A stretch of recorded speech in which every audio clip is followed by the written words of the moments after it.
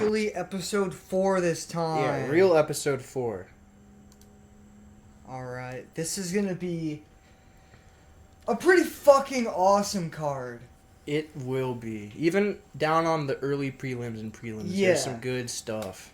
Yes. We did some research this time. I apologize for the lack of research on the last card. Yeah, I did a little bit this time too. Alright. For the prelims, we got all these lovely people I just squeeze on one screen for the early prelims. So first off, Alice Ardeline, I believe. Yeah, versus Shauna Bannon. So Ardeline has an OnlyFans, and allegedly, she got kicked out of her last gym because the wives of her sparring partners, husbands, they were the husbands. I mean, they were whatever. The wives are complaining about it, and it's like, I don't want them to subscribe to her OnlyFans. So I don't know if she said she was forced to leave. I can see, yeah, that sounds like illegitimate reasons. I don't just know like a bunch of if she was kicked out, insecure women, or if she just was like, all right, I'm not dealing with this drama, so I have to leave. Honestly, kind of if I were her, I'd do the second one. Just like, you know what I mean? Everyone just being like, oh, this chick, and he'd be like, man, fuck you guys. I'm just leave. out of here. Yeah. She is interesting because she did fight Wei Li in 2016. Yeah. In Top FC, and lasted almost out of the second round. So a lot of people are like, "Oh, who the fuck is this chick? She's a nobody. She doesn't fight top contention." She lasted a while against the current champ. She had 2 belts in EFC too. Yeah, she's I don't know if it was legit. 2 weight classes or what. No, she's a decent fighter for she's sure. also listed as a TV personality on officially Google, on though. Google. Yeah. It's the first UFC fight for both women. Alice has a shakier record of 9-5, while Shauna has 5-1, but she also has 8 more fights of experience. So, Shauna has only ever won by decision or TKO. Alice has 4 TKO, 4 subs, and 1 decision. From what I remember of Shauna, she's very offensively sound and not very defensively sound. Just in general, I'm pretty sure. Yeah, a lot of the pictures I was looking up and a lot of the clips I saw were her landing some like crazy strikes, like good like kicks, wheel kicks, some good like punches, but the other half were her just getting clipped or like narrowly avoiding getting clipped. Yep, she's got again very good outwards hands, not very good inward defensive hands. Interesting about Ardeline, she's a really aggressive fighter. I don't know if you watched any of her fights, but she comes out and fucking bangs and swings, and she's got that weird like hybrid Philly shell where she's got like one hand like lower kind of out, and then one hand up at home, like almost like a kind of almost hybrid like karate stance, but she's got a weird stance and it works well for her. She comes out and swings super hard, and like I said, against Shauna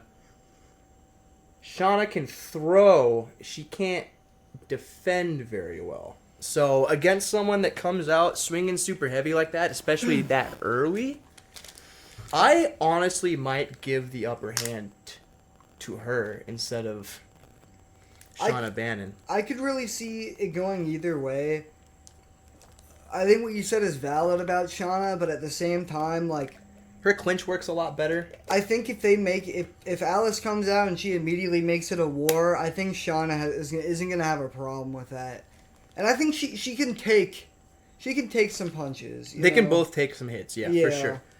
So, I don't know enough about the both of them, freshly in the UFC to really say much. So I don't like the whole argument of, just in general, these two especially, but I don't like the whole argument of, oh, they haven't fought top contention, they're not worth paying attention to type shit. I don't like that, because the people who you don't know are usually the fight of the night, fucking bangers, because it's like they're not champions, they're not ranked, but they fucking want to be, and they're going to put on a show. It's my bad, too. This is Shauna's second fight in the UFC.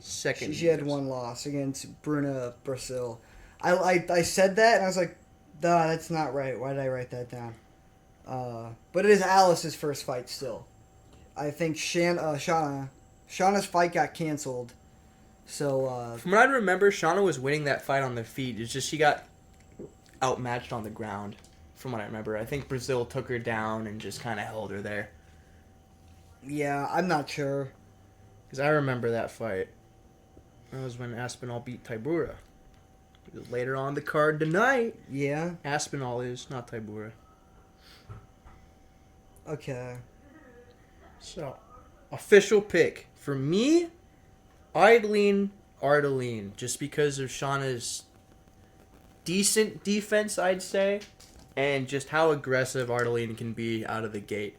We'll see how that goes. I think that's definitely a fight to pay attention to, though. Oh, yeah. You know, people disregard WMMA in general, and then also disregard fights on the early prelims. Like, this is one that definitely worth paying attention to, because I don't think it's going to hit the ground. Neither of them really like to go to the ground. They kind of stand and bang. So either they'll stand and bang, or it could be a boring sit in front of each other and wait, but I don't think Ardeline's going to want to do that. It's not how she fights.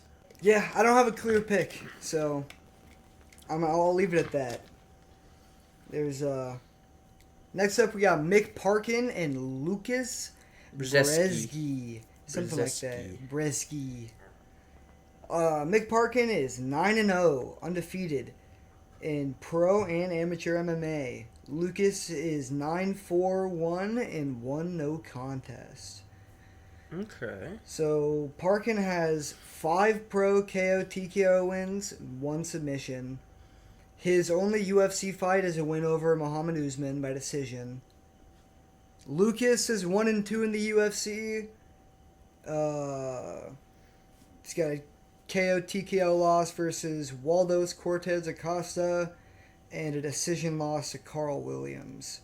I didn't put his win in for whatever reason, but He's actually 3-1 in the UFC.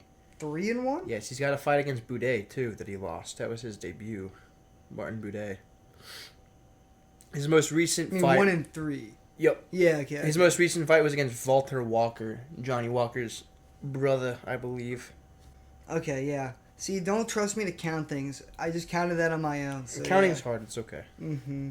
I'm not good at it. But, yeah, so he's 1-3 in the UFC.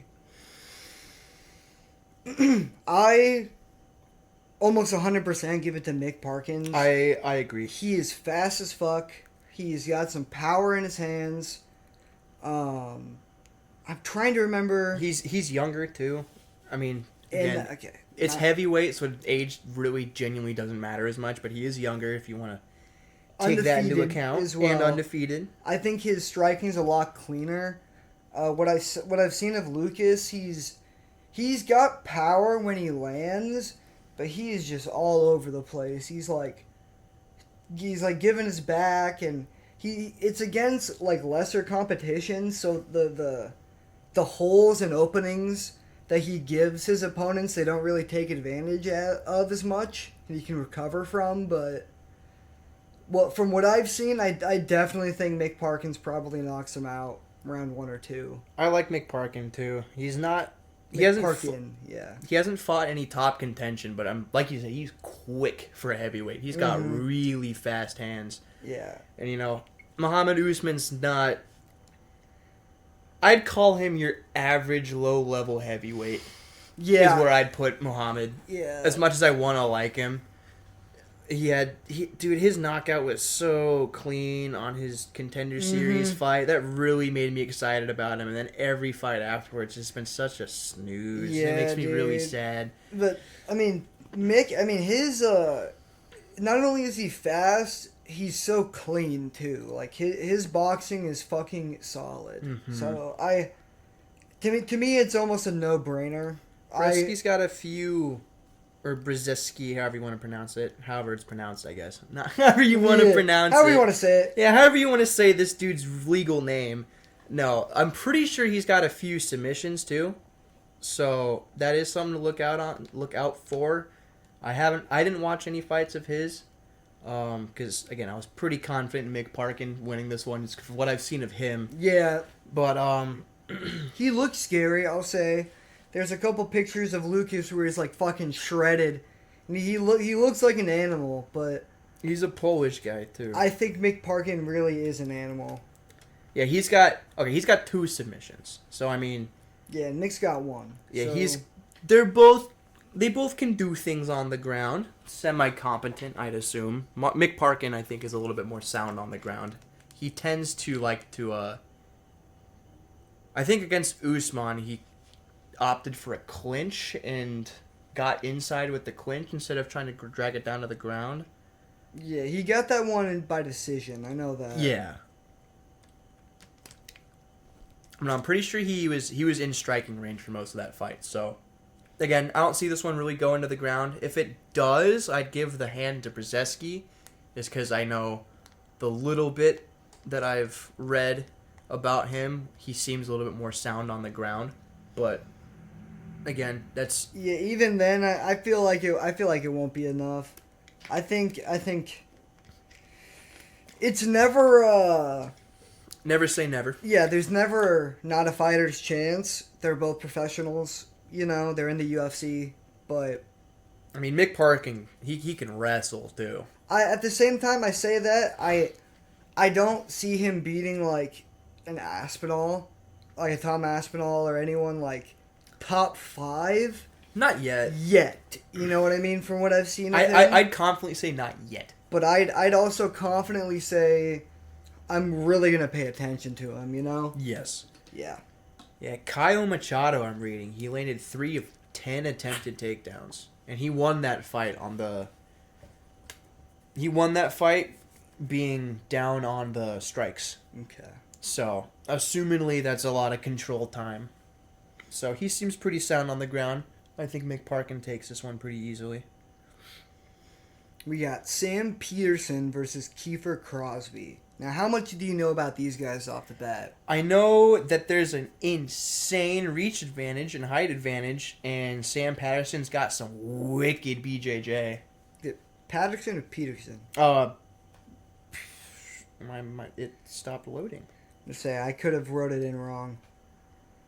Patterson. Patterson? Yes. Okay, sorry guys. Sam Patterson. So, Sam is 11-1. Kiefer, I'm going to say, is 10-4-0. Sam is 1-1 in the UFC, if I counted right, and has 4 KO, TKO, and 6 submission wins. Kiefer is 0-1 in the UFC, losing at 293 by a first-round submission. He has 5 KO, TKO wins and 2 submission wins, and is also credited in the Conor McGregor Notorious documentary. Now, I'm guessing he's Irish. I'm pretty sure, yeah. He's just probably in it somewhere. So Sam Peterson, holy shit, dude. Oh my god. He's not the biggest guy in terms of like musculature. Does he have the reach advantage, I imagine? 8 inches, yeah. He's your standard tall, lanky guy, too. It's like at a first glance, he's not going to have a lot of like power, but his straight punches, they got snap, and they sting. He's super fast as well. I mean, he's clean. Yeah, but then even at the same time, what I saw of Crosby's fights, he's a beefy motherfucker, and he fucking slept the guy from the bottom with elbows, like out cold. Yep, I think I remember. I've seen that clip before. Yeah, I saw that. I saw that while I was researching it. And it's like, damn, dude, they're both fucking monsters. Now, I think Sam is the better fighter. But I think he's more complete, and I would tend to say it's easier to win a fight on the ground than on the feet. Personally. Yeah, but... And with him having such good jiu-jitsu, I mean, it's crazy good jiu-jitsu. It's not like Oliveira level yet, but it's really, really good. I mean, he's really good at chaining submissions together. So that like rear naked choked armbar thing, it's like I think he's done a couple transitions with that, and it's like if he doesn't get the armbar, he'll fucking go over the top and swing his legs over and get a triangle. It's like he'll chain something together. If he senses that you're like, if he senses blood with a submission, he's going to keep trying submissions until he gets one. He's wicked on the ground. Yeah, I mean, he's... I think he definitely has the edge with the reach. He has his own he has his own knockout power. He has the submissions, you know. At the same time, his only 2 losses come by knockout. Yep. It's going to be your classic, you know... By punches. Short, stocky dude, Mike Tyson type, trying to fucking get inside and crack him. And Yeah. I think Sam is probably going to be able to do what he needs to and use his reach and keep him away. Yep. And if he does get in, you know, clinch up. You know, not let Crosby be where he wants to be and land those power shots. But again, dude's a tough motherfucker, and if he lands a good shot, I could see him putting Sam's lights out cold. Yeah, it's that. Like I said, it's going to be a classic tall dude versus short dude. It's going to depend on if Sam can keep him on the outside, and if he gets on the inside, how hard he gets cracked, if he does get cracked with the shot, and how well he can tie up. And probably his move's probably going to be wanting to take it to the ground here, I'd imagine. I think he takes it to the ground and wins fairly easily there. Yeah, he could. He certainly could. I don't know. This one, for me, it's a bit of a toss-up. Just between the little bit that I've seen. I say that all the time, but... I don't know. I think Patterson's jiu-jitsu is way too good. Patterson's a better fighter, for sure, but... I don't think he's so much... He's not so much better that it's a clean, like, out of the water. Yeah, I think Crosby has a pretty decent shot of winning on his own. I say we rearrange the card here. Talk about Oban Elliott and Preston Parsons first. And then move to what should be, honestly, on the main card, I argue. I don't know why the fuck this fight's on the early prelims. We'll talk about it after. It's those 2 dudes in the front, Mokaev and Mono Kopp. 2 ranked flyweights. Stuck on the fucking early prelims. Poor guys. But, transitioning from that to Preston Parsons and Oban Elliott. What do you have to say about these guys? So, Elliott's 10-2, Preston is 11-4. Elliott is 1-0 in the UFC, while Preston is 1-1. And I had that in my notes too. It's like, no hate to the fighters, but why is this at the top of the early prelims over Mokaev versus Manel Kape? Yeah, again, I don't want to discredit these guys, but it's like, again, 2 ranked flyweights on the early prelims seems a little bit silly. Maybe they're just trying to get numbers and attention and people like watch the early prelims is my guess, but at the same time though, Preston does have an impressive number of submission wins at 9, with submissions being 82% of his total wins. Elliott has 2 TKO wins and 3 subs of his own, and he has never been submitted in MMA. Elliott definitely has survivability with the fucking submissions, you know? yes. Another thing I noticed when I was researching a little bit is that Elliott has a heart condition. He has heart arrhythmia. At least I'm pretty sure. When I was watching the video, the guy said arrhythmia. So I was like, yeah, I don't think that's how it's pronounced. I looked that up. I spelled it like arrhythmia, and then it was like, do you mean heart arrhythmia? And I was like, oh, now I feel embarrassed. Yeah. All that means from what I looked up is just an irregular heartbeat, too fast, too slow, or just irregular in general. So a lot of that I think was like, he was struggling with his weight cut as well. And I think he's gone up a weight, which has helped out a bit. So from what I've seen, they're both not like amazing, like technically, but they seem very entertaining. Like they're not bad, but from what I've seen, they both have a lot to work on. But I think they're gonna be maybe not necessarily fun enough to be at the top of the card, but you can argue it. Like, I think it's still gonna be a pretty good fight. That's not even true. It's going to be a good fight, but you can't argue it. The fucking Mokaev and Kape is going to be so ridiculously good. Yeah. Uh, I hate to take the light off of these guys, but unless you have anything else to say, I want to go to. The only thing I'd have to Mikhail. say is as much light as I gave Patterson on the ground, I'd give Parsons even more. Man, you know, they call him pressure for a reason. You know, I talked about how how Patterson will chain submissions together or attempt to. He not attempt to. He will chain submissions together, but Parsons will do it on like a whole other level. Like I'd say he's got some of the best straight jiu-jitsu in welterweight. Okay. Just straight up jiu-jitsu. I can't think of anyone in welterweight that would beat him in like a jiu-jitsu match. He's really fucking good, dude. I mean, 9 submissions is pretty crazy.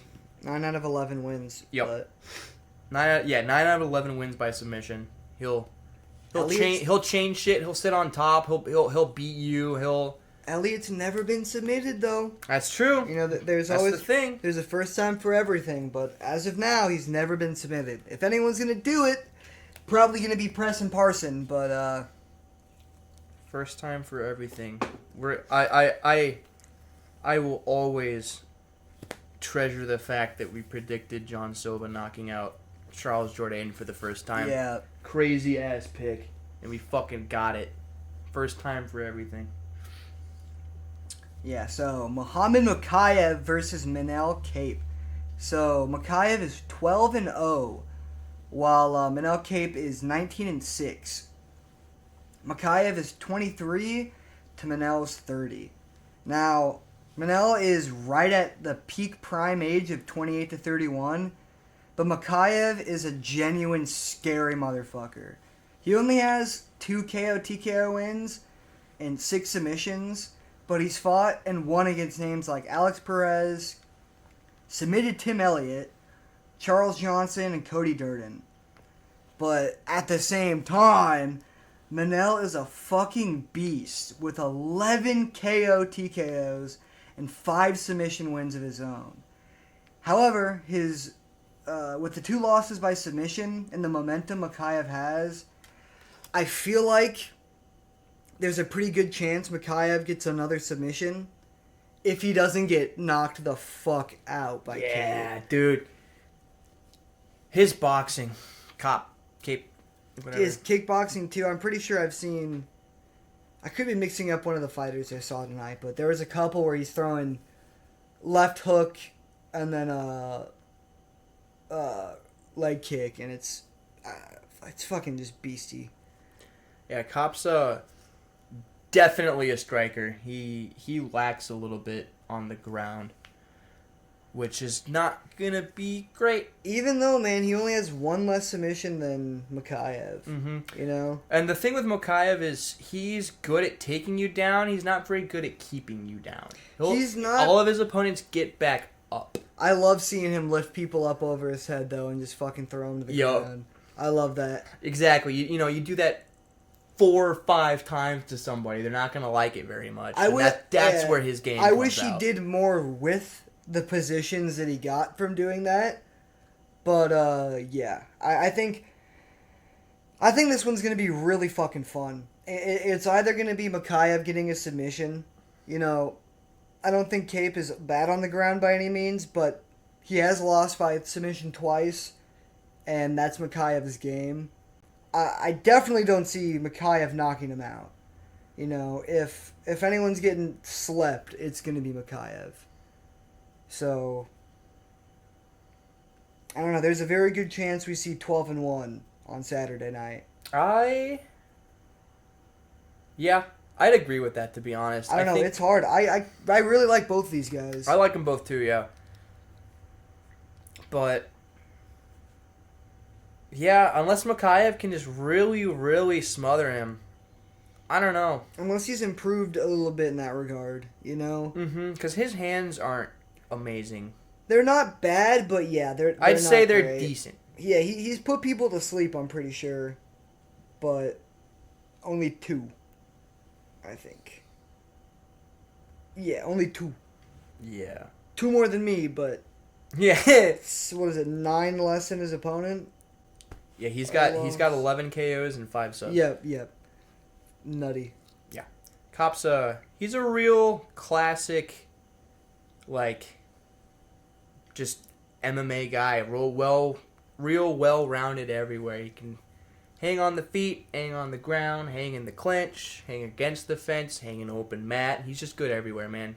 He's just one of those people that isn't amazing everywhere. You know, he doesn't have any one area of expertise. I'd say his best is definitely his hands and his power, but he doesn't have the world's cleanest boxing by any means.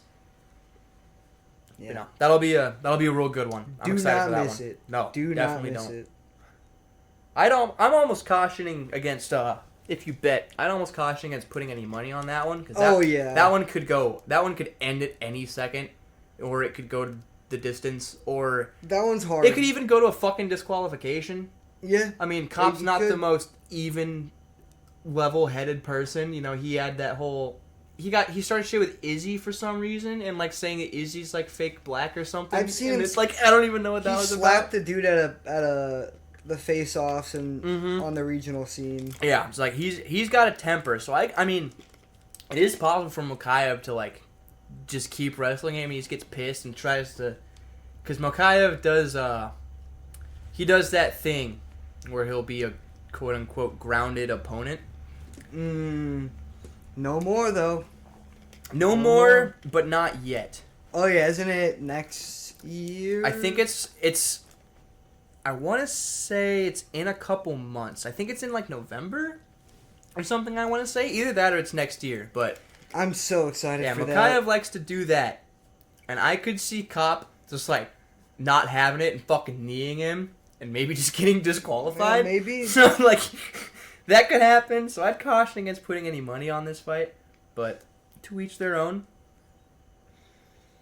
So Modestas Bukauskas versus Marcin Prachinio. Modestas is 15-6-0, while Marcin is 17-7. Modestas is 2-4 in the UFC, with 9 KO TKO wins and 2 decision wins within the UFC.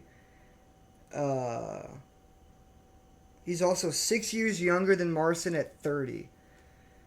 Marcin is 36, obviously. He has 11 KO TKO wins, but has been finished just about as much as Modestas has. From what I know, it's going to be a bit of like classic heavyweight slobber fest. Who's going to hit who first, harder, and go to sleep. I know of these guys because their names are so fucking out there, you know, for us, but I also can't remember their fights. I feel like they've fought each other before. I don't know that for sure, but I'm just picturing the, not, Bruce Buffer, but, the other one? Joe Martinez? Yeah. I can just picture him saying both of their names. So it's like, I don't know, maybe I'm just creating fake memories, but I know I've heard both of their names said before. I mean, Pacino fought, I'm pretty sure he fought Sam Alvey. So you might... That's the only, because that's why I know how to say their names. Because I've heard them said before, and I was like, whoa. Now, Pacino's interesting, because he's out of a karate background, too. So he throws a lot of spinning shit. Which at heavyweight, I mean, if it works, it works. Chris Barnett, he's real good at throwing that spinning shit. Yeah. Really good at throwing that spinning shit. I fucking love watching Chris Barnett fight. He's so fun. I hope he fights again soon. Me too. You know, Pacino will do the same thing. He'll just throw, not even like wheel kicks, just like anything spinning. He just likes to spin. Which Yeah, I don't know, man. They're controlled, it works, but I don't know. It's hard to boil down a fight to something so simple, but I really think it's going to be who gets hit harder. It's heavyweights, first, dude. It's heavyweights. It really can just go down to that. Whoever gets hit. Yeah, even beyond that stereotype, this fight in particular, I think is really going to be a Oh, I forgot to switch over. My bad, guys. Talking about these guys now. There we go. Yeah, Bukowskis on the left and Pacino on the right. Say, if you guys remember William Knight's last fight in the UFC, they got him cut, where he literally didn't do fucking anything. That was Pacino. And he was just like, I don't know what William Knight was doing. Was so weird. Yeah, he like seemingly was just getting ate up by those leg kicks, and then he was just too scared to do anything after that. It was a really weird fight. So stupid to admit this, but I really wanted to like William Knight just because his last name is Knight. Literally it. I was like, he's got a cool last name. I was like, oh, that's cool. But yeah, that's all I really have to say about that one. I think it's gonna be just another fucking really fun spastic brawl that's gonna happen that you're not gonna want to miss. I couldn't say who's gonna beat who, but just looking at look at their pictures in the eyes. It's like I would not want to be locked in a room with either of those men. You know, the energy they have, like nobody else on the screen. Maybe Nathaniel Wood. He's kind of got some like predator energy, terrifying, but like, got aura. Yeah, but man. So Jake Hadley and Callan Loughran is how I'm gonna say that. I think it'd be Kalen. Kalen, maybe, probably. Kalen. Yeah, Kalen. Oh, my phone died. God damn it. Okay, so Jake is 10-3. Well, Loughran, whatever. I'm gonna say Mr. Elran. I'm sorry, bud. Is 9-1. Jake has 3 KO TKO wins and 5 submission wins, with all 3 of his losses coming by decision.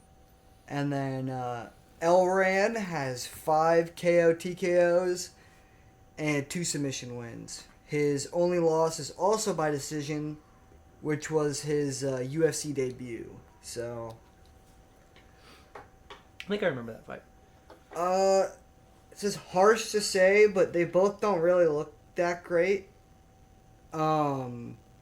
Jake is like pretty slick with his submissions, but he's like a lot of what he's done is off the back jiu-jitsu. Like, yeah. Which I mean is cool and all, but it's just not really where you want to be. It's not a game you really want to play with anymore. You know, people have just kind of figured it out at a higher level. I don't know if his opponent necessarily is going to be that guy, but I don't know. This one's hard for me. The little bit that I saw wasn't able to give me a great amount of insight. I didn't see either of them do much. All I really saw Jake Hadley do was get taken down and like either sweep or submit somebody. Jake Hadley is also a flyweight. Yep. And this is a bantamweight bout? Yes. Yeah. And Hadley's got good grappling, like takedowns and whatnot. But Kalen's got good wrestling. He's got good ground control and smothering and stuff. When he uses it, he generally tends to use his striking with his really good... He's got really good forward pressure. He'll use his jabs and get in close and whatnot. He's got a really good overhand, which he uses to set up his wrestling. So he'll do the classic, you know, fake the takedown and go for the overhand, or use the overhand to shoot for the takedown. He'll do that a lot. Okay. And I think he'd have the edge. He'd generally have like the edge on the ground. But like you said, Hadley's got some pretty good back jiu-jitsu.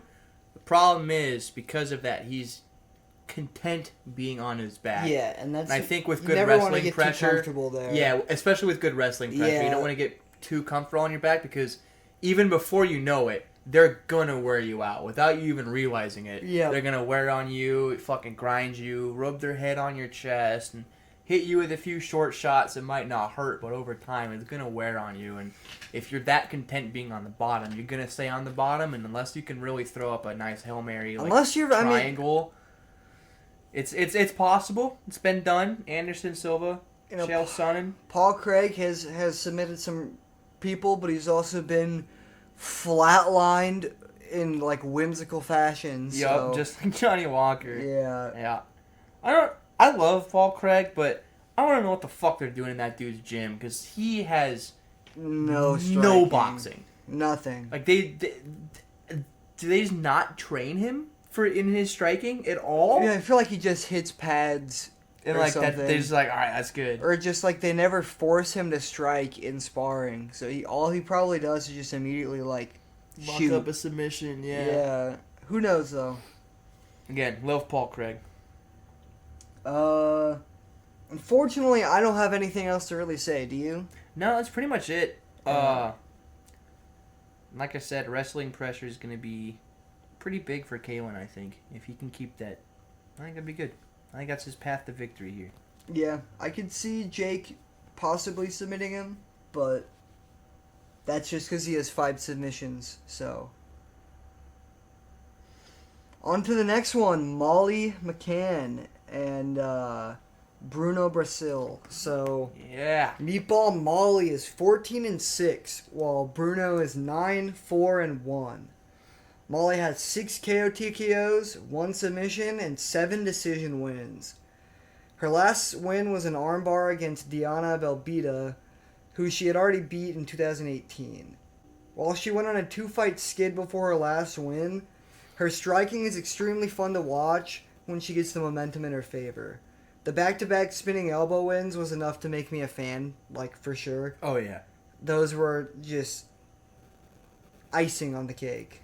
But, Bruno Brasil also has, so I really hope I'm saying that right. You are. Bruno Has 3 KO TKOs, 2 submissions, and 4 decision wins. With 3 of her 4 losses coming by KO or TKO, I definitely give this one to Molly.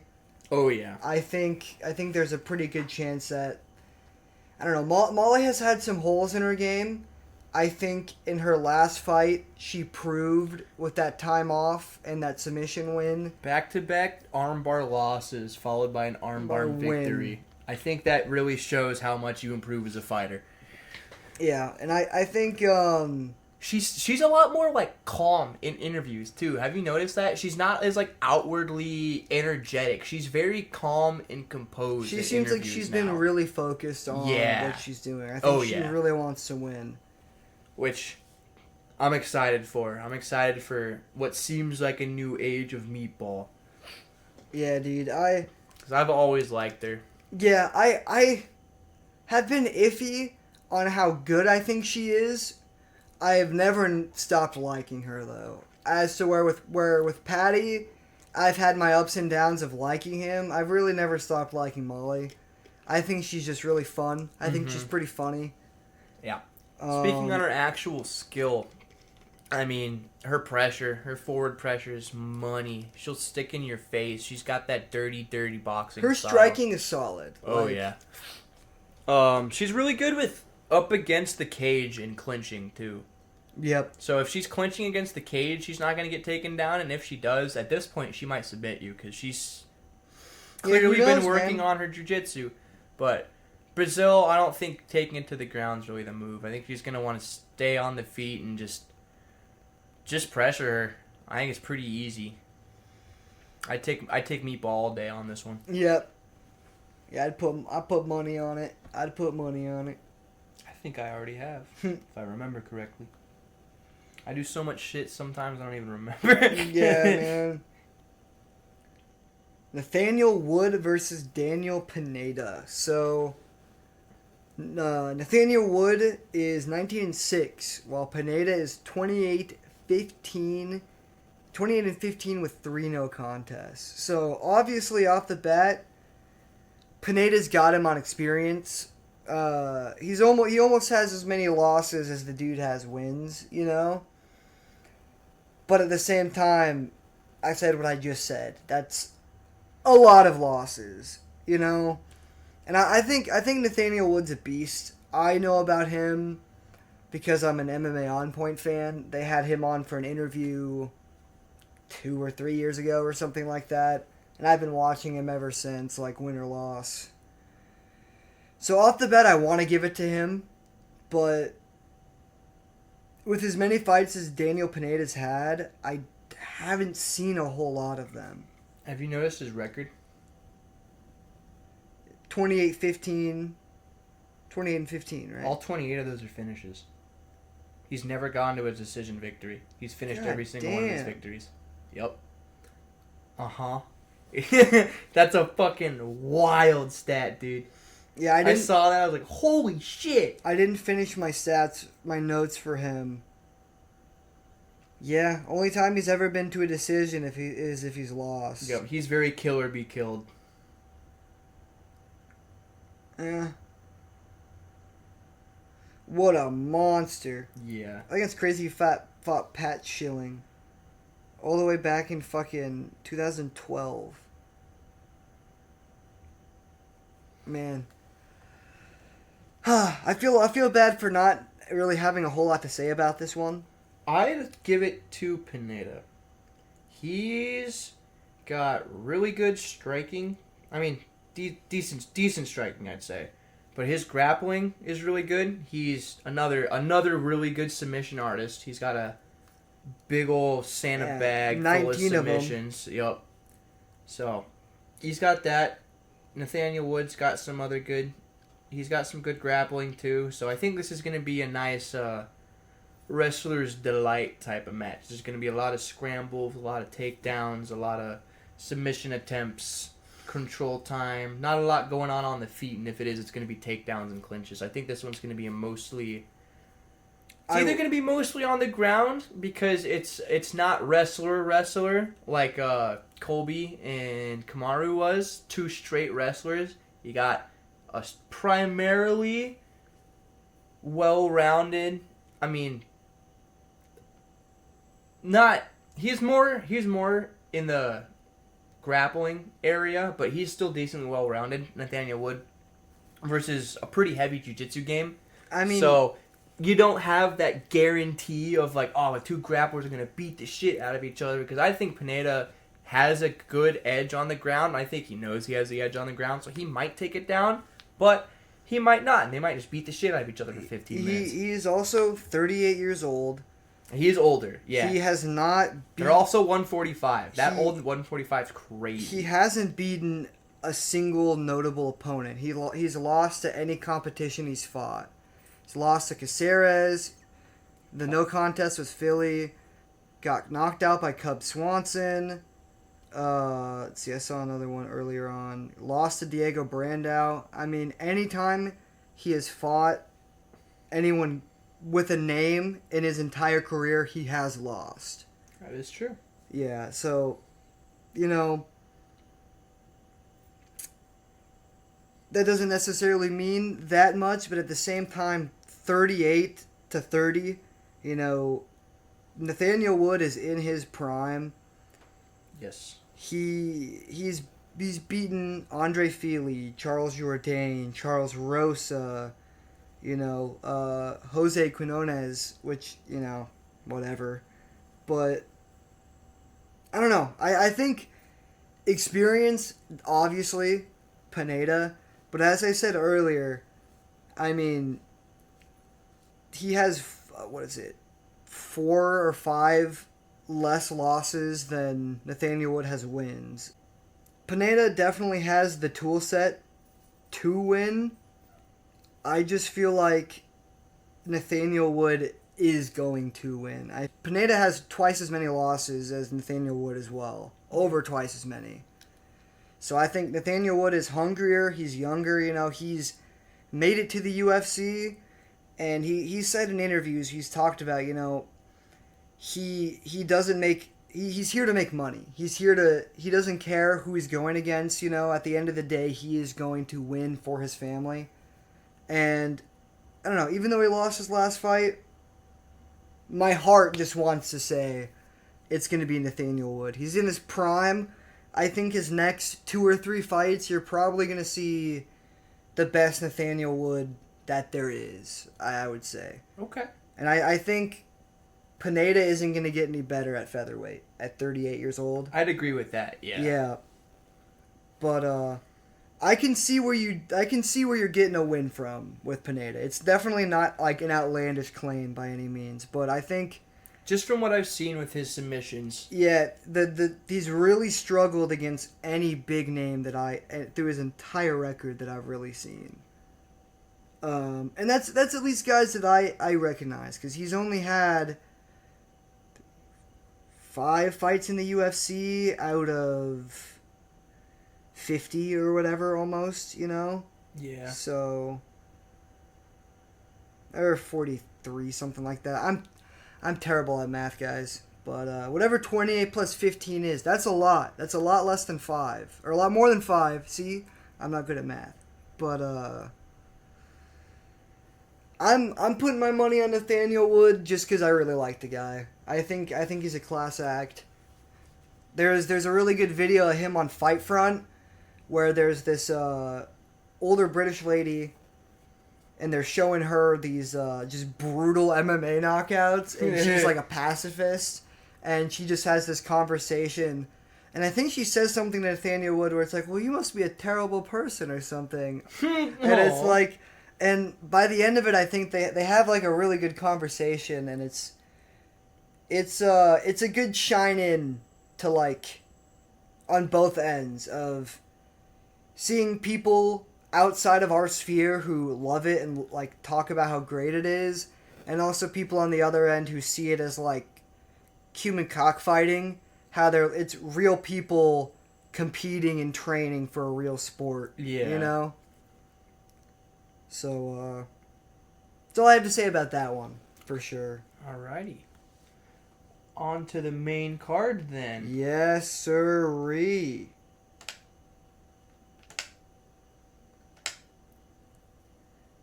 We got Giga Chikadze versus... I know, dude, I always want to add letters to that. I always want to say Chikadaze versus Arnold Allen, right? And you've got the awesome stats right there in front of you. Let's go. We're upgrading. So, 9 KO TKOs, 1 submission, 5 decisions. 1 submission loss and 2 decisions for Giga. He has never been KO TKO'd in MMA, even though he got fucking battered by Calvin Kattar. Yeah, I remember that one. That was rough. He has some notable wins over Alex Caceres by decision, Edson Barboza, Cub Swanson. He's a crisp, technical striker, but like I said, he managed to outstrike Edson, but somehow got beaten around by Calvin Kattar. Classic MMA math. Arnold Allen with the 7 KO TKOs, 4 submissions, 8 decisions. He has never been finished in MMA. He's 10-2 in the UFC, and his only 2 UFC losses are against the top of the top in Max Holloway and up-and-coming Movsar Evloev. Notable wins over Calvin Kattar, Dan Hooker, Sadiq Youssef, and Gilbert Melendez. So again, MMA math. You know, he beat Kattar, Giga lost to Kattar, but his fight with Calvin Kattar, Arnold specifically, pretty sure Kattar fucked up his knee very early in round 1, which led to Arnold getting that win. I don't want to necessarily say it was a fluke, but I think that is one that should have been ran back, but they were pushing him for the title, so they gave him Max. Yep. But I don't know. It's hard. Like one fight, everyone's saying, dude, is Giga the best striker in the UFC? And then I will say that his body kick, man, the Giga kick. He's nasty. I mean, he's. I'm pretty sure he was a kickboxer first, right? I think so. Yeah. But I know he has that TKO body kick on Cub. Yep. And he's just got... I don't know how many times he's TKO'd with that body kick. I bet it's a few. Because that's his best weapon. is that back leg body kick. Yeah, this is one that most likely is not going to end up in a knockout. I think this probably goes to the distance. Yeah, this is either going to be a possible submission by Allen, or we're going to see a very technical war. I think it's not going to be a brawl.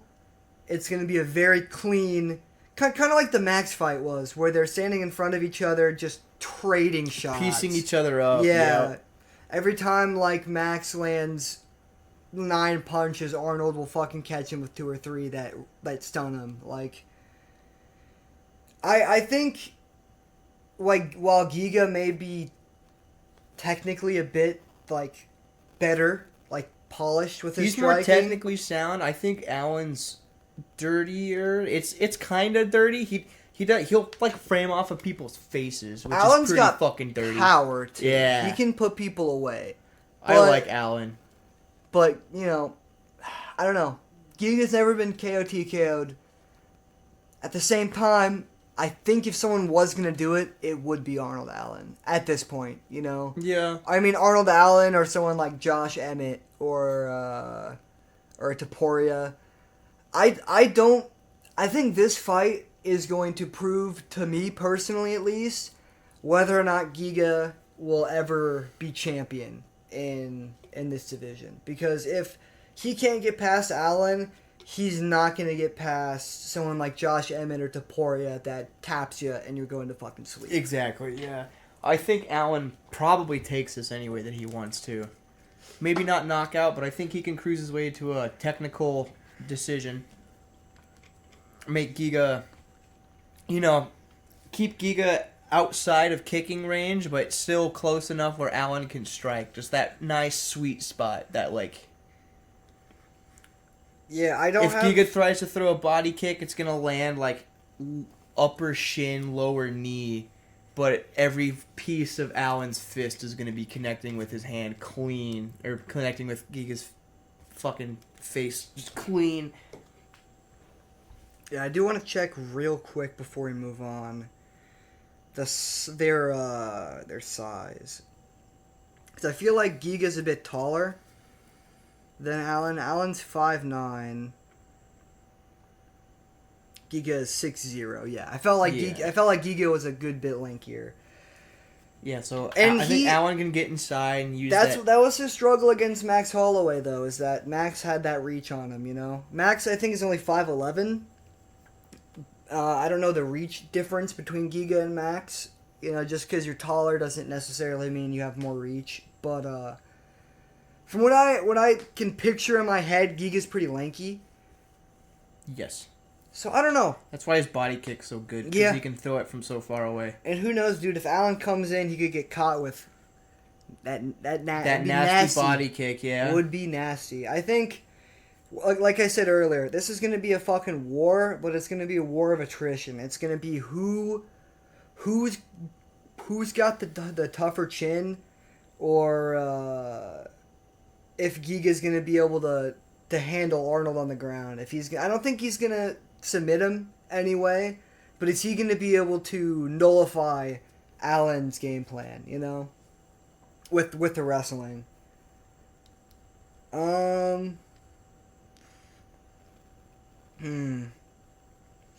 still say Arnold Allen, though. I think he's gonna be.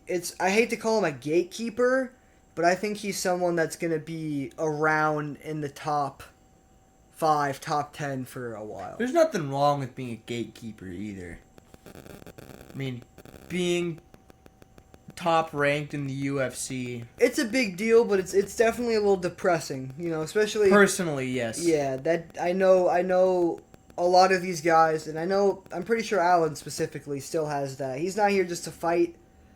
Or I mean, he is here to fight, but at the end of the day, his main goal, he wants to be. He wants to fight for the title. He has title aspirations heavily, and he was chasing it.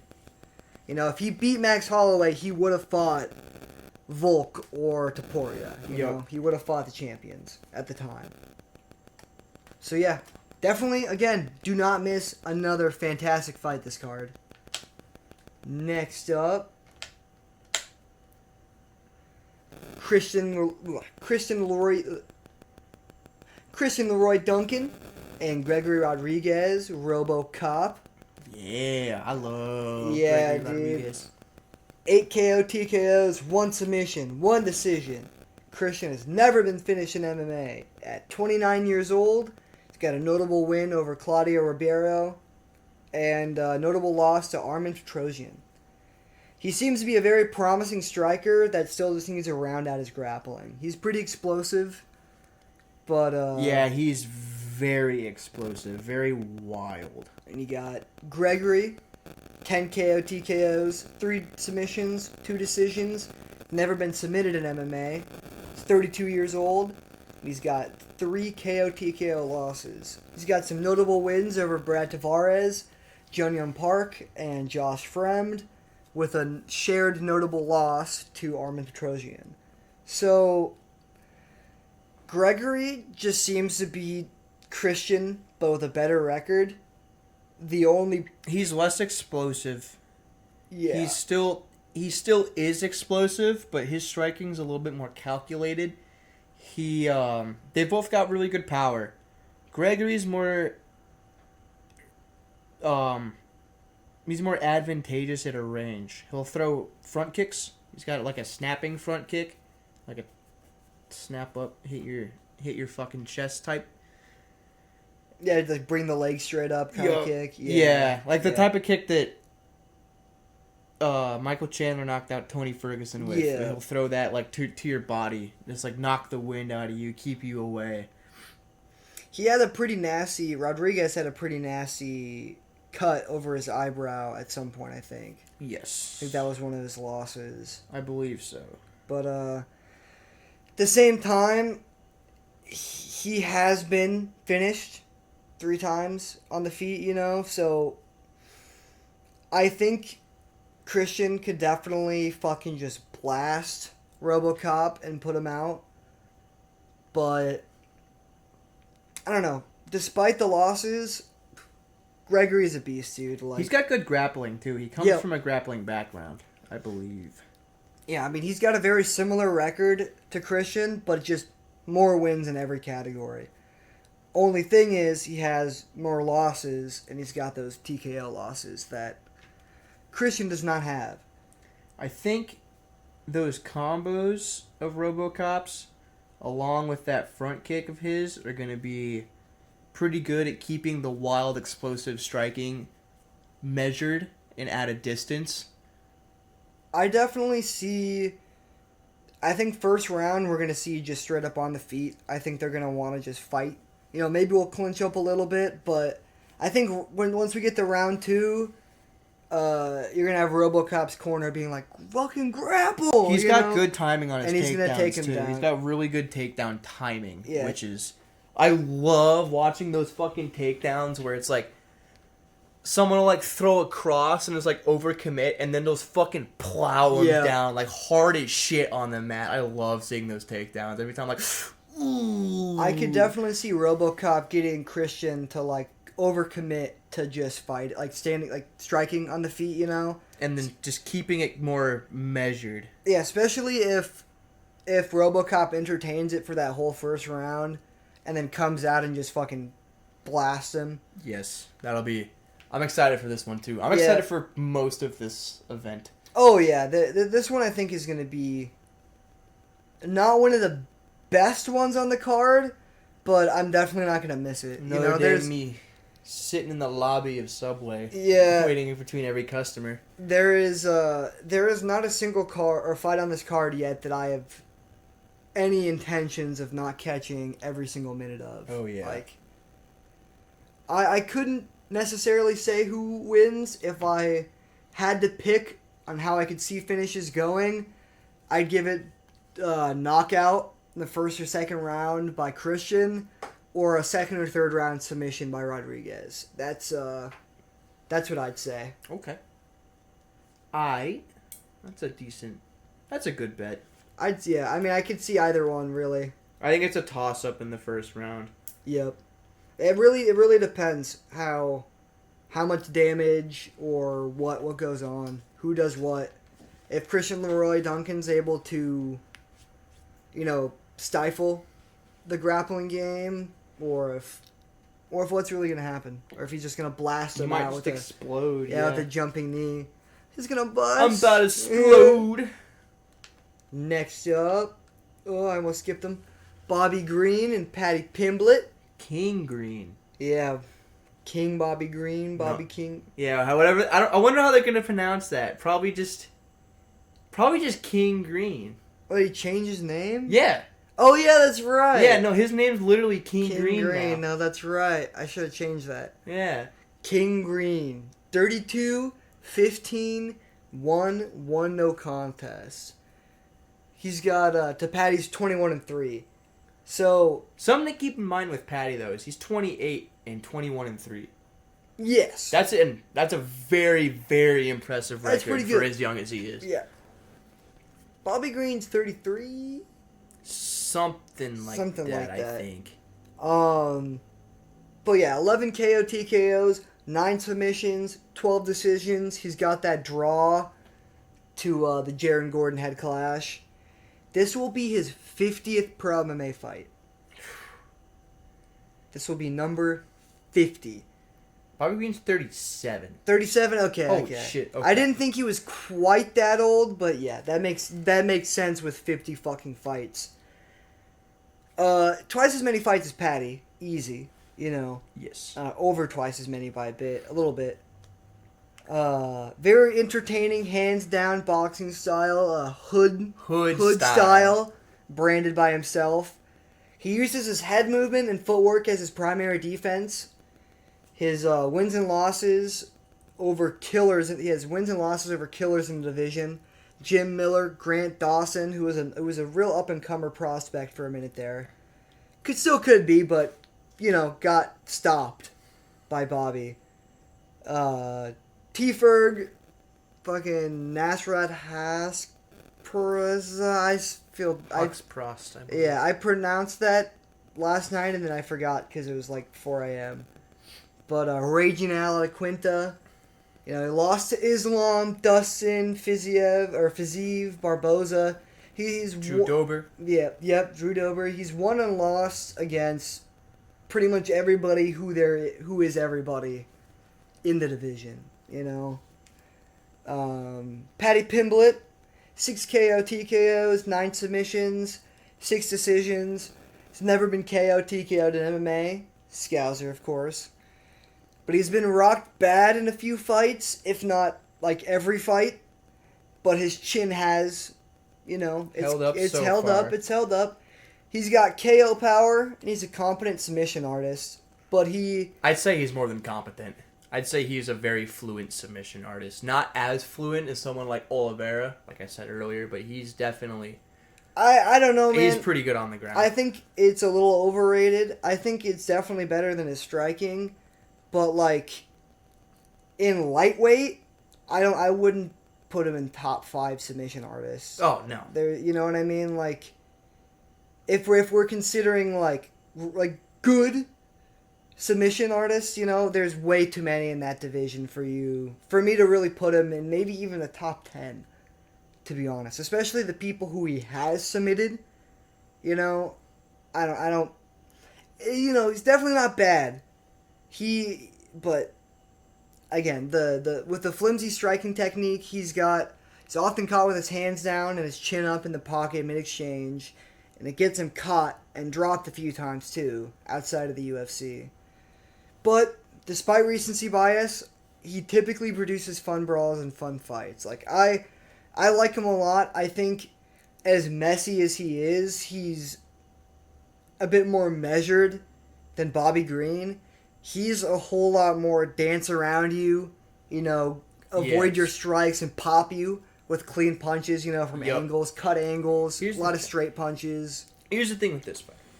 I'm going to play devil's advocate a little bit. I still really like Patty. I never really stopped liking him. I thought like the Jared Gordon thing was interesting, but at the same time, I also thought Sean O'Malley cleanly beat Petr Yan. So I can't really say anything. I'm not a judge, so I'm not trying to judge that fight. I'm just looking at the facts. And the facts are... I think that's a pretty good fight, even regardless. No matter of his wins or losses or whatever the fuck you want to say, robberies, he puts on good, entertaining fights. Yeah. Here's the thing. Keeps his chin up. He's going to get hit. Yes. He will get hit. He's not defending strikes. Bobby Green doesn't have one-punch knockout power. He did against Grant Dawson somehow. I honestly don't know how the fuck he did that. To be completely honest, he does not have that one-punch knockout power. He will beat on you for a little bit.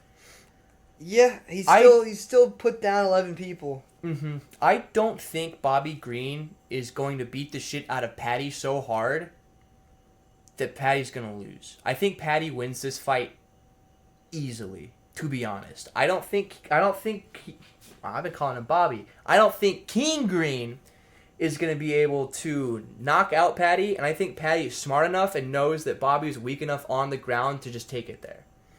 I mean, yeah, you say weak he's enough, got he's got submissions against Ferguson. He's got just as many submissions as Patty has in twice as many fights against much higher competition for all of those fights. He's been in the UFC for a very long time. He has. Patty is... Here's an interesting thing about Bobby Green. I'm not going to credit this myself. I'm going to credit 138 MMA, and he also credited someone for this. Bobby Green can't see left hands coming anymore.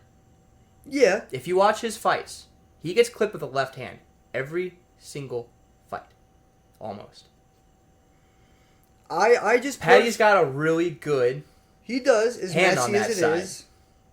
But at the same time, I still think even with 9 years of age, I think Bobby's still way faster than Patty. And I think if he's going to come at him and blitz forward like he likes to do with straight punches with his chin up, you're going to get Bobby fading away and coming with a straight punch. I could really see Patty running into a straight punch. I don't think Patty's going to get finished or necessarily cleanly lose the fight. I honestly see Bobby piecing him the fuck up in the first round, and I think Patty's not going to want to entertain it on the feet anymore. I think maybe by round 2 or 3, maybe by round 3, Bobby gets tired because Patty's keeping him on the ground. But I don't know. I really think it's either going to be Bobby by decision or Patty's going to have to just really finish it on the ground. I think he can. Bobby's last finish, other than 6-fight losing streak, Tony Ferguson, was in 2012. Yeah, he's an old man. He's won and lost against a lot of people, you know. But you get to submission win once every 10 years. Yeah, but at the same time, we'll see. I don't know. I definitely don't think it's an easy win for Patty. I think Patty's gonna have a busted up nose from. He's gonna get hit. He's gonna run into like fucking 30 straight punches with his chin right up in the air. Yep. I don't know. That's gonna happen, and it's gonna hit round 2. They're gonna be like, "You need to take it to the ground." He's gonna take it to the ground, and I don't know how well Bobby's gonna be able to hang out. Yeah, I don't think he's gonna have that much of a problem, to be honest. I really don't think. I don't think his jiu-jitsu's as good. I'm pretty sure that's what he used to put out Tony Ferguson. I'm pretty sure it was off his back. He's a... No. No? No. Bobby Green's a wrestler.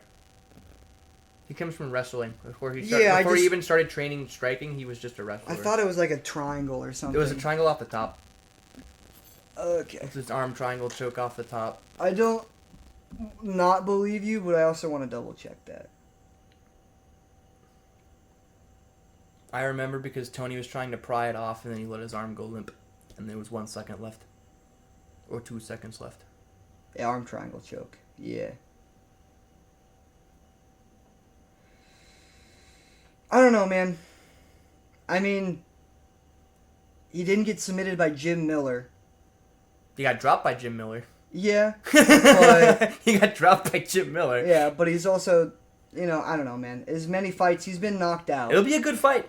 It'll be a good fight. Despite as much as I've been pumping up Bobby, he does have 15 losses, and he is 37 years old. But at the same time, I don't think this is going to be an easy fight for either of them. I think it'll be a fun fight, and it'll be a war. Yeah. I still think it's funny that he didn't get submitted by Islam. He got finished on the feet. Yep. Hey, man. Islam's good on the feet. I don't know how good he was back then. No one with real wrestling talent or a submission talent has submitted him though, which is kind of funny. Interesting. From what I'm looking at least, They've always like knocked him out. Al TKO'd him, Islam TKO'd him, and then Jim Miller lost by decision. You better wear your contacts, Bobby. Something's coming on that left side. Yeah, I mean, That's Patty, an omen. Yeah, I don't hate Patty or anything like that. I definitely wasn't a fan of what his, like, I think it wasn't a plain night and day robbery against Gordon, but I also say Gordon hands down won that fight. And the thing that made me dislike Patty was how he treated it after, not just in like the post-fight presser, but just on social media and everything afterwards. It's just like you can't go out there and arguably rob somebody of a victory and then talk about how easy it was and how clearly you were winning. But I still like him. Like, for the most part, I think he just has a big head. But he's calmed down since then too. When he got injured, he's had a big head for a long time. His early fights, he's like, in Cage Warriors, it's all very like, I'm the man, you know, I'm it. But that's kind of like the fighter mentality, so you can't blame him too much. Exactly. Yeah, that's what I've always thought. Dustin's kind of genuinely not a great dude afterwards. He bullied Dan Hooker after almost killing him. Yeah. He's like, don't count your chickens, type shit. And it's like, that's just the mentality, man. I can't hate on him too much for that. Yeah. But again, at the same time, after maybe not so even arguably robbing somebody, probably robbed somebody of a victory. Yeah, I wasn't a fan of the way he talked about it, but I've kept up with him, and during his injury and shit, it seems like he's kind of calmed down and then you fight Tony reflected Ferguson. about it, and then and he wasn't. I don't think he didn't want that fight either. Yeah, he didn't want that fight, and I mean, he talked his shit, but he wasn't super airheaded, big-headed about it or anything. And again, it was Tony Ferguson, he didn't want to take the fight, so maybe different mindset, but he hasn't been talking very much shit to King Green very much from what I've seen. You know, after coming off his injury, I think he sat down and did some reflection. He's like, man, people fucking hate me because of this. And he's like, maybe I should calm down and just focus on being a good fighter. And then it's like, if I win and but knockouts and shit, of course I'm gonna be excited. But it's like, if it's a close fight, he's like, I'm not gonna bullshit myself anymore. He's like, that was the problem. He's like, I was just trying to lie to myself and bullshit and oh, I won that fight. And it's like, I can also understand that angle too. You know, everyone's coming at you you fucking loser, you lost this fight, and you're trying to just keep your mentality up. You're like, oh no, dude, I kicked his ass. You know, I won that fight clearly. Maybe. I definitely think. I mean, Green isn't gonna fucking put him out for certain. If Green wins, it's gonna be by a decision. A decision, yep. If Patty wins, he could knock him out. He could catch him. Bobby has been caught before, especially with that left hook. He could submit him. And you got to think too. 37 versus 28. He is right about to enter the prime of his career, physically. You know, so it could really go either way. But I definitely see if I could bet on how that first round would go, I really think Bobby is gonna touch him up, and I think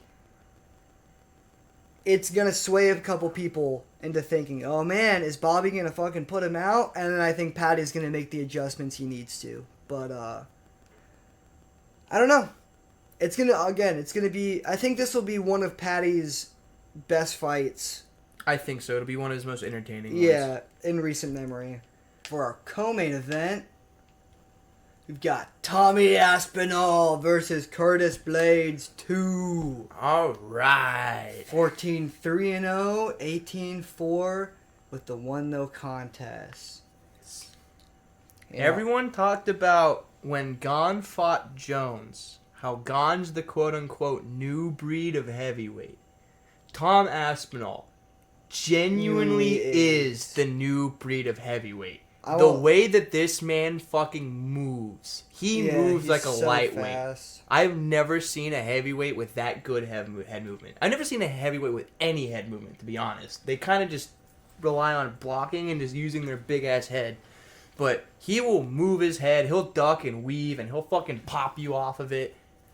Yeah, The dude. only thing, it might be a British MMA thing, but he also kind of keeps his chin in the air a little bit. Not bit, as and bad the as Patty, exchanges, yeah. but yeah, he does it when he's like out of the pocket. But yeah, once he gets in the pocket and starts exchanging, he lifts He's his also head a little catch bit. wrestler, which I like a lot. Yup.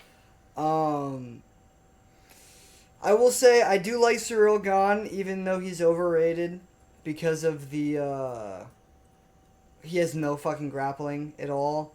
But I don't know. When I watched him, I did have that same thing with Tom, where it's like this guy is just so fast and his footwork is so amazing. But Tom's proven it on the ground though. Tom is far more well-rounded and Straight arm lock against Volkov. you know. I mean, Volkov's not amazing on the ground. He's primarily a striker, but he's got more ground game than a good amount of the heavyweights do, seemingly.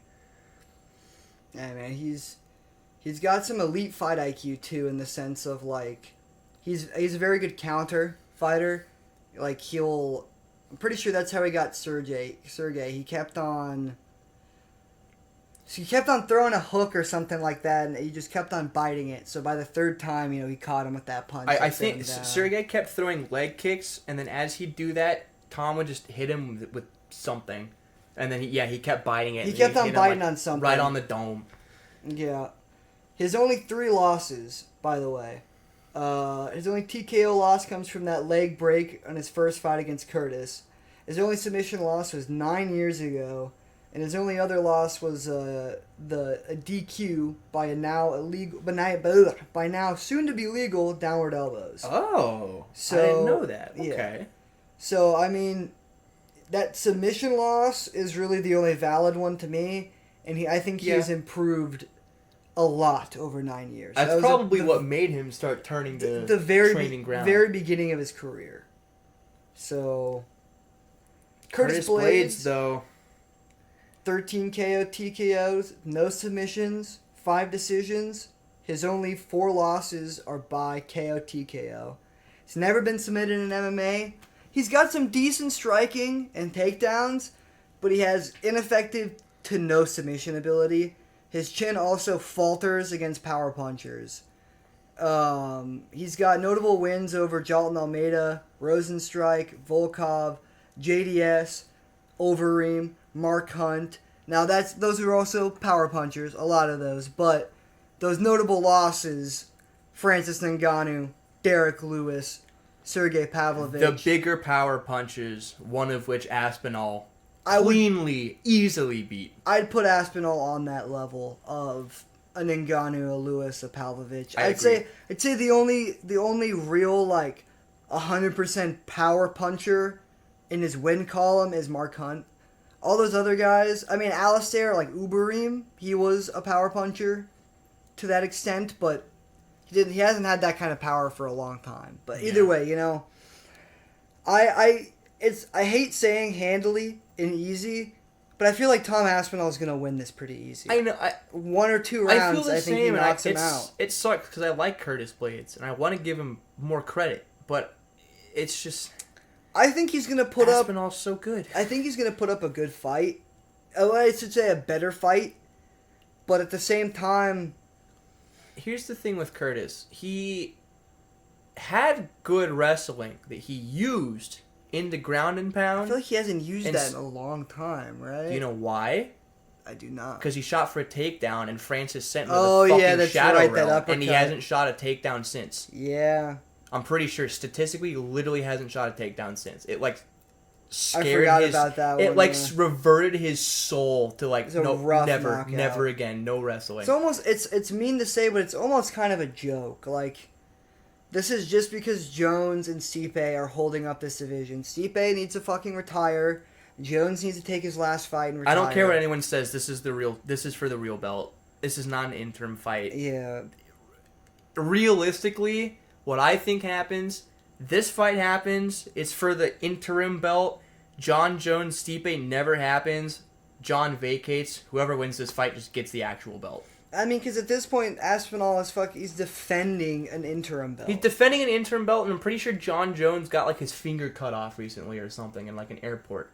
What? Yeah, I don't know. I remember seeing a tweet of his. That's literally He like had my his fingers finger getting. cut It's like off? I'm getting my finger cut off in an airport right now. Let me double How much check this coke right was he now. on? Yeah. I have not heard of that. Reminds me recently, a couple days ago, Dylan texted me, John Jones just died in a car crash. And I'm like, no, he didn't. He's like, that'd be crazy, though. Okay, there's multiple reputable sources. MMA Uncensored, Inside Fighting, all sorts of a few places, and it's tweet of John Jones at 3:27 p.m. on the 7th of July or 13th of July. And he says, "Getting half my finger cut off at the Las Vegas airport." Interesting. And that's a deleted tweet too. Interesting. Maybe he was just drunk. Again, I don't. I knows? I had not seen the actual tweet from his Twitter and cannot now since it's allegedly deleted. Yeah. So take that with a grain Very of salt. interesting But information. apparently John Jones got half his finger cut off in the Las Vegas airport. So he might not be fighting ever again. Yeah, damn. Well, So- yeah. I pretty handily give this one to Tommy. I think so too. I think he's going to knock He's got him the out. power, he's got the speed, he's got the ground game. And Curtis has been put out bad. Yep. So, And again, it sucks. I like Curtis, but yeah. he's Tom Aspinall, man. He's He's gonna be the head. He's gonna be too the good. champ. He's Oh, gonna yeah. be champ for real. for sure. All right, for the main event, that horrible eye poke. Jesus Christ! I gotta go back to it. Do you just see? I wish I didn't replay the sound. But just pulling his eye back like that. Yeah. It's fucking nightmarish. And I will say that's not why his eyes look like that. Yeah, no, his eyes looked like that before. I had to look into it a bit, but pretty similar record number wise, but 12 decisions and 17 decisions. You know, Leon's a very crisp kickboxer. He's never been finished in MMA. His only losses come from decision. He's pretty well rounded. He can finish people on the feet and keep it standing. He's fairly content with picking his strikes intelligently instead of chasing those finishes, which yes. gets those decisions. You know, he's not a quitter by any means, but He's just a very patient striker. yep. Bilal, though, I mean, ignoring his last fight with Leon, he has put together a 9-fight winning streak. 4 before Leon and 5 after. That being said, though, he eats decisions for breakfast, lunch, and dinner. I mean, He'd win a street fight by a decision. Yeah, exactly. He's an old school lay and pray, wrestling, control time style type of guy. However, despite that stigma and his style, he has fought and won against some of the best fighters in the welterweight division. Gilbert Burns, Sean Brady, Vicente Luque, Wonderboy, Damian Maia, all in a row. So, He's legit. he's legit. I want to hate him so much, and I don't know why. I think it's because the way he talks. I don't like him that much either. I don't know like the why. way he talks and the way he holds himself Yeah. for some reason. I couldn't tell you why. Just his general demeanor, like, off-puts me. Like, I don't know. Yeah. It's. I think it's because it's like, he thinks he's so good, but he is. He genuinely is so good. Look at the people he's beat. And it's Training with Khabib's only made him better, too. yeah, that's the thing. He's training with Khabib, so we'll see how that goes. But it's like, I don't know, man. He really is a decision fucking. He cranks out decisions. So That's I'm pretty sure what this fight is gonna. It's how it's gonna be a end. decision. It's gonna be this a fight's decision. not going to a finish. There's- No way. There's a possible chance Leon could finish him just because of his power and his striking prowess. I mean, Here's the thing with at Bilal. the same time too, Bilal ate the head kick that Leon did catch him with. So Yes. He ate that head kick, and Bilal's really good at being in the void. He's really good at keeping exactly the right space he needs for him to get his strikes off, and to keep you out of Yeah. his range. Just stays right outside of the pocket. Right outside the pocket, right in the quote unquote void space that a lot of people don't know how to handle. That's his spot. He fucking loves to hang out there, hang back a little bit, land a few counter shots or a takedown. Yeah, it's going to be... I don't want to call it a boring fight because there's going to be good exchanges. There's going to be good grappling, good striking exchanges. It's just not going to be your classic back and forth slugfest or one-shot knockout like you'd think from a title fight. It's going to be a pretty patient, composed fight, I think. Yeah, I definitely agree. I think it's so funny. I'm pretty sure Bilal tweeted his ideal outcome for the fight on Twitter, and it still ended in decision. Of course. So it's even in his own mind, he's going to a decision. Yeah. So it's he's not even trying to finish a fight. Genuinely, I don't think he tries to finish fights. I think he tries to smother people and make them have a bad time. And that's why the coast to a decision. The UFC does not like him. And that's why. That's why people don't like him. He's not a super exciting fighter. He's not boring. He's just not... He can be fun, but not often. He can be fun. I think the Sean Brady fight was great, but... Sean Brady fight was really good. Yeah, but then he had a snooze fest against Burns. Yep. It's your classic grappler type fighter, It might be the same thing as Leon and Colby, Leon might keep him at range to the point where Bilal can't get those takedowns off, and it's just Leon landing 4 or 5 good shots around, and that just backs Bilal off enough to the point where he's like, all right, I gotta sit back and get my number, and the next time he comes in, just gets caught again, just can't quite get it off. Well, I don't really have a consensus on how this is gonna go other than I'd say slow and steady. I'd say it's going to be Leon by most likely decision or a very, very possible KO. I think if it goes to... no, Leon's really good, man. Leon's really fucking good. I think... That's the thing. As good as Bilal's wrestling is... I think he was getting the better of him, too. During that first fight, he was getting the better. They've both grown. As much as you can argue Muhammad's grown, Leon's grown just as much. Yeah, I don't know. Bilal's his second fight against Kamaru's interesting. Bilal's definitely been a lot more active from what I remember. The thing with the second fight against Kamaru, everyone talks about how he cage grabbed and glove grabbed and nut kicked and eye poked a few times. I'm pretty sure total fouls, Leon fouled 8 times. He did get a point taken away. Yeah. And still won by unanimous decision. Yeah. So, he completely Leon really is that fucking good. I will say, there is a little bit of it that's weird with how much of it is just Kamaru being really at the end of his rope, and how much of that last fight was Colby just... So that was not Colby Covington in his last fight either. How much... I don't like using the word fluke, but how much has it been kind of convenient with his takedown defense? I don't know. At the same time, Leon can grapple. He almost choked out Nate Diaz. Didn't he he was the first person to take down Kamaru, too. He just took down Kamaru for shits and giggles. He did. So he's no slouch. No, definitely not. Yeah. I stand firm. I'm going to be honest. I think Edwards probably wins with a decision. He's got clean enough kickboxing to keep Bilal at range with those kicks to present enough of a danger to have Bilal be like, all right. And his takedown defense, too, just is good. It is really fucking good. Leon, I feel like the welterweights division is kind of in a weird spot.